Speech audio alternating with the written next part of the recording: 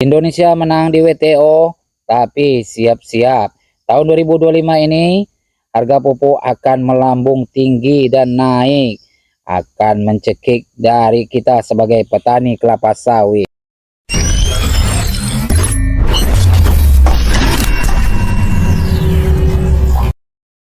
Salam planter Indonesia, apa kabar sobat planter kelapa sawit yang ada di seluruh Indonesia? Semoga Anda sehat-sehat selalu, tidak kurang suatu apapun dari Yang Maha Kuasa, amin.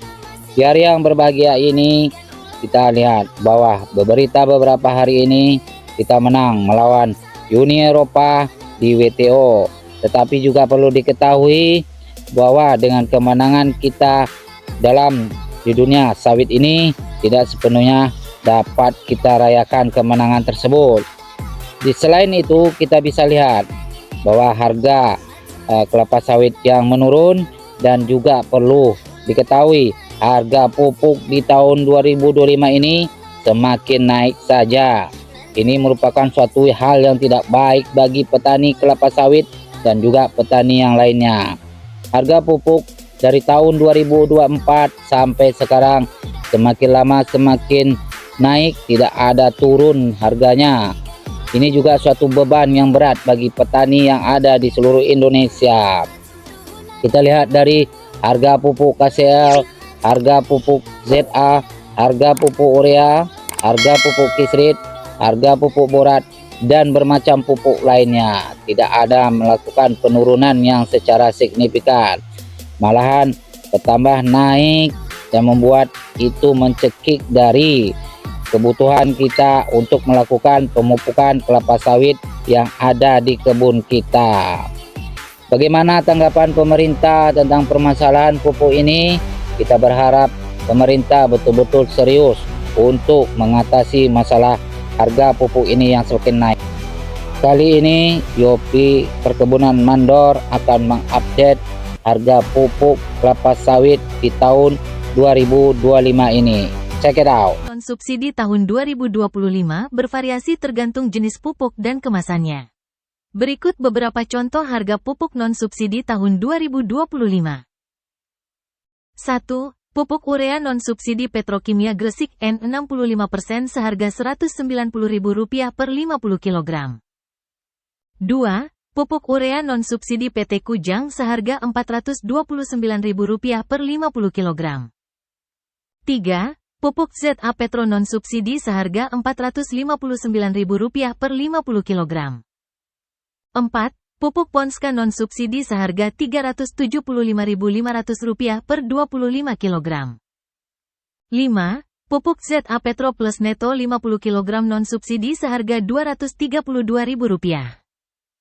Dan 6. Pupuk ZA Merauke 1 kg amonium sulfat Merokeza 1 kg tanaman non-subsidi seharga Rp15.750. Baik sahabat planter kelapa sawit yang ada di Indonesia, itulah harga pupuk sementara pada tahun 2025 ini. Semoga harga pupuk yang ada di Indonesia dapat berkurang dan bisa mampu dibeli oleh petani kecil yang ada di Indonesia, khususnya petani kelapa sawit dan petani-petani perkebunan yang lainnya.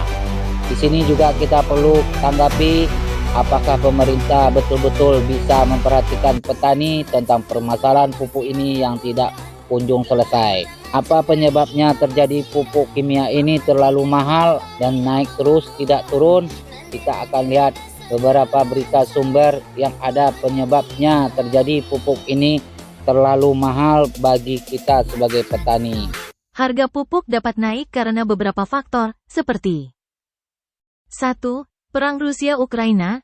Kedua negara ini merupakan pemasok utama fosfat dan kalium, yang merupakan unsur penting dalam produksi pupuk. 2. Krisis gas Eropa. Krisis ini menyebabkan harga gas dunia naik, yang merupakan bahan baku pupuk urea. 3. Kebijakan perdagangan. Kebijakan perdagangan dapat memengaruhi harga pupuk. 4. Fluktuasi mata uang. Fluktuasi mata uang dapat memengaruhi harga pupuk. 5. Pola cuaca. Pola cuaca dapat memengaruhi harga pupuk. 6. Penawaran dan permintaan global. penawaran dan permintaan global dapat memengaruhi harga pupuk. 7. Langkanya bahan baku. Langkanya bahan baku dapat menyebabkan harga pupuk naik. Dan 8. Kurangnya pupuk. Jika jumlah pupuk tidak cukup, harga pupuk akan naik.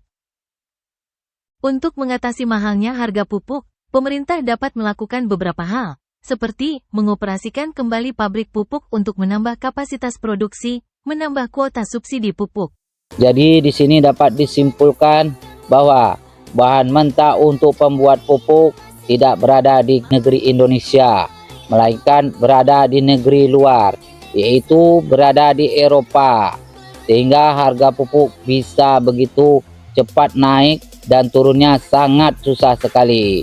Karena bahan mentah yang ada di Eropa ataupun di daerah lain kita impor, yaitu ke negeri kita untuk membuat pupuk menjadi telah siap untuk diedarkan di seluruh Indonesia. Di sini pemerintah telah melakukan kebijakan yaitu dengan menyesuaikan harga pupuk tersebut, namun tidak berefek baik bagi kita.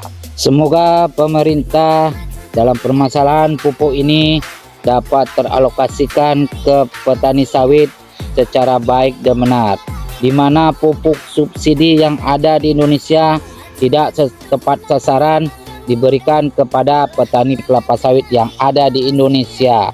Dengan banyaknya alokasi penempatan pupuk ataupun pemberian kepada petani yang seharusnya mendapatkan pupuk subsidi tersebut, ternyata tidak tepat sasaran. Kurangnya dari pengawasan dan pemberian pupuk tersebut kepada petani yang tidak mampu.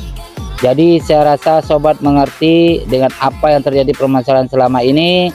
Semoga ini bermanfaat. Sampai jumpa.